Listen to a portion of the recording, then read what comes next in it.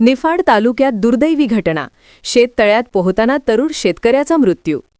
नाशिक जिल्ह्यातील निफाड तालुक्यातील येडगाव बुद्रुक येथे अत्यंत दुर्दैवी घटना घडली आहे। शेततळ्यात पोहताना एका तरुण शेतकऱ्याचा बुडून मृत्यू झाला। या घटनेमुळे गावात हळहळ व्यक्त केली जात आहे।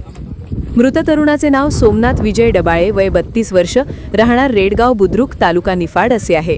मिळालेल्या माहितीनुसार ते आपल्या शेतातील शेततळ्यात पोहण्यासाठी उतरले होते, मात्र काही वेळातच ते पाण्यात बुडाल्याची घटना घडली। घटनेची माहिती मिळताच पावले ॲम्ब्युलन्सचे प्रथमेश पावले आणि जावेद पठाण यांनी तात्काळ घटनास्थळी धाव घेतली। त्यानंतर पिंपळगाव बसवंत नगर परिषदेच्या अग्निशामक विभागाच्या कर्मचाऱ्यांनी गावकऱ्यांच्या मदतीने शेततळ्यातून मृतदेह बाहेर काढला। यानंतर मृतदेह पुढील वैद्यकीय तपासणीसाठी शासकीय रुग्णालयात पाठवण्यात आला आहे। या दुर्दैवी घटनेमुळे डबाळे कुटुंबावर दुःखाचा डोंगर कोसळला असून संपूर्ण परिसरात शोककळा पसरली आहे।